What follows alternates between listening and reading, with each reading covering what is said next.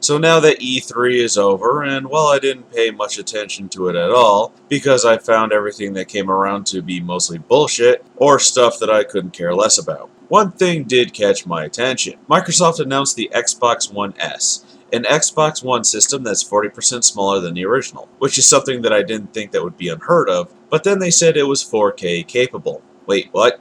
The Xbox One S is capable of 4K resolution. Oh, it can do streaming and Blu-ray video at 4K, but that means the hardware inside is more powerful. But okay, Sony's doing a PlayStation 4 Neo, which has more power behind it to display 4K resolution. Makes sense. You do need something more powerful to display that resolution. But then they announced Project Scorpio, which is a refreshed version of the Xbox One that can do 4K resolution gameplay, along with virtual reality. So Sony is going to have 2 versions of the PlayStation 4, and Microsoft is going to have 3 versions of the Xbox One. This is so incredibly stupid for several reasons. The first reason why it's so stupid, as you see by the title, is that these console refreshes with more powerful hardware proves that the 8th generation came out way too early. When they were announced in 2013, they gave us a rundown of the specs. It was obvious of how outdated they were. They are running on PC gaming hardware from 2012, so there's really no need for them. They were still releasing games for the PlayStation 3 and 360 well into 2015, so that 7th gen obviously lasted 10 years, and they could have squeezed a few more out so there would be no need for these updated consoles.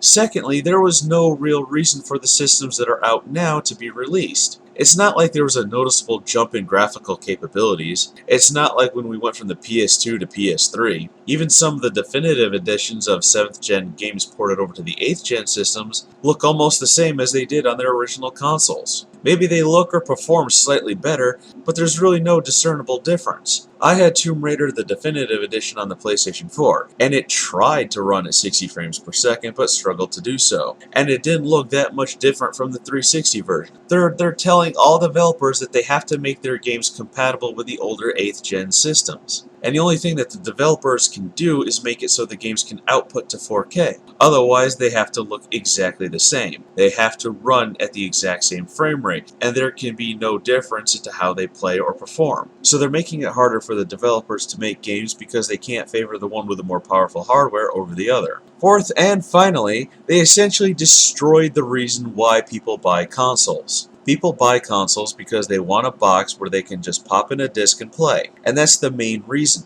There's no fiddling around with settings, turning on or turning off certain settings, no driver updates, no making sure what you have is going to work with the game. Consoles are plug and play. And while they say that the same game will work on the PS4 and PS4 Neo, do you really think that's going to last? Really, look deep down inside of yourself. Do you honestly believe that they'll really force developers to not make games exclusively for a PS4 Neo or Xbox One Scorpio and not the previous ones? Look, I know. The usual console life cycle is around 5 years, and the 7th generation lasted twice that. The 8th gen came around as 4K was coming around the corner, so they didn't prepare for that. But if they waited until 4K was cheaper and more affordable, and the hardware to render in 4K was capable and more affordable, then they could have released the 8th generation. And especially because these 8th gen systems don't look like they're taking advantage of the new hardware anyway. They don't look all that different from 7th gen games. Metal Gear Solid 4 is probably the best looking 7th generation game out there. Some sections of it looked very realistic, almost photorealistic. The reason why I think they released these 8th gen systems is because hardware sales were dropping. Everyone had the console or consoles they wanted. The systems were well built and weren't failing or breaking after extended use. Controllers and accessories weren't selling. Product was just sitting on the shelves or in warehouses collecting dust. So instead of continuing support for the systems with games and services, they decided, hey, let's make new systems. That's what Nintendo's reason for the new 3DS was. Hey, hardware sales are down, so let's release a refreshed version of the same system. Some of you may be thinking, well, cell phone manufacturers do the same thing. There's people that upgrade every year. What's wrong with an upgraded system once every 2 years? Well, the difference is that cell phones cost well over $600 at retail. And a cell phone won't work as a cell phone without a cellular connection, which your monthly plan gives you access to and offsets that cost. They sell the phone at a subsidized price, or they only charge you like $20 in addition to your monthly plan over the course of 2 years, so this way you pay off the full retail price. That's why a cell phone type of cycle won't work for a video game console. Microsoft tried it with the Xbox 360 and that didn't last long, where they sold the system with Kinect at a subsidized cost of $100 as long as you signed up with Xbox Live for $15 a month for 2 years. It wouldn't work because people who have bad internet services wouldn't be able to take advantage of services like Xbox Live or PlayStation Plus. Granted, that's probably a select few, but it's pointless to pay for something that you can't use, much like T-Mobile's cell service. The only thing the 8th gen systems are pushing seems to be better graphics, and that's it. There hasn't been a push for 4K content like there was for 1080p content. Additionally, gaming in 4K is going to be a nightmare. Because there's several resolutions that fall under 4K, I'm gonna go with what's considered the standard, which is DCI 4K native resolution, and that's 496 by 2160 or 2160p, but for the purpose of this video and the following explanation, 4K is going to be 384 by 2160, which is a 16 by 9 aspect ratio. If content is coming out at 1440p,